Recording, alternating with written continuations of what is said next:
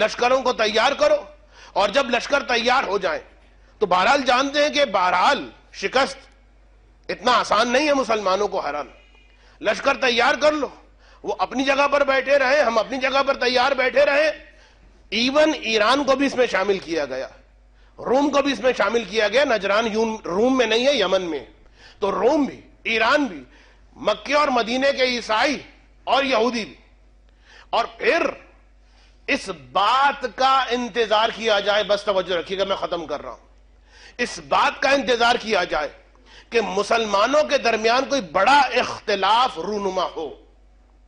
ادھر بڑا اختلاف رونما ہوگا، بس ہمیں اطلاع ملے گی اور ایک مرتبہ ہم مل کر ان کے اوپر حملہ کر دیں گے. پھر نہ اسلام رہے گا، نہ مسلمان رہیں گے، نہ کلمہ باقی رہے گا. یہ اتنی بڑی پلاننگ اور اتنی بڑی سازش کی گئی تھی.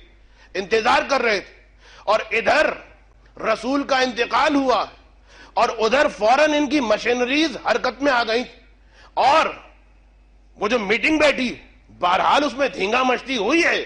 وہ تاریخ اس وقت تو بیان کرنے کے لائق نہیں ہے، مناسب نہیں ہے، ورنہ اس تاریخ میں بھی بہت سارے نقطے ہیں کہ ہوا کیا تھا. لیکن بہرحال جو دھینگا مچتی ہوئی، جو چیخم پکار ہوئی اس میٹنگ کے اندر، انہوں نے اندازہ لگا لیا تھا کہ بھئی کچھ ہونے والا ہے. بی اویئر، ریڈی رہو، تیار رہو. بس ان کے درمیان تلواریں کھنچ جائیں، ہم اشارہ کر دیں گے ایران، روم، نجران، مکے اور مدینے کے سوچئے کتنی بڑی پلاننگ. اور اس موقع پر یاد رکھیے مولا کائنات کے سامنے ایک بچہ لایا گیا تھا. وہ عورت کہہ رہی تھی میرا بچہ ہے، وہ عورت کہہ رہی تھی میرا بچہ ہے. مولا کائنات نے کیا کیا تھا؟ جب دونوں نہیں مانی، مولا نے جلاد کو کہا کہ آؤ تلوار سے بچے کے 2 حصے کر دو. خواتین گھبرا گئیں، مولا اب یہ کیا کر رہے ہیں؟ امام نے فرمایا جلاد 2 ٹکڑے کرے گا، تم مان نہیں رہی ہو، ایک حصہ اس کو دے دوں گا، ایک حصہ اس کو دے دوں گا. ایک خاموش کھڑی رہی، لیکن ایک عورت آگے بڑھی ان دونوں میں سے، اور آگے بڑھ کے کہتی ہے علی بن ابی طالب، میں اپنے حصے سے دستبردار ہوتی ہوں، میں وڈرا کرتی ہوں. بس اب تک جب وہ کہہ رہی تھی مجھے چاہیے مجھے چاہیے مجھے چاہیے، علی نہیں دے رہے تھے.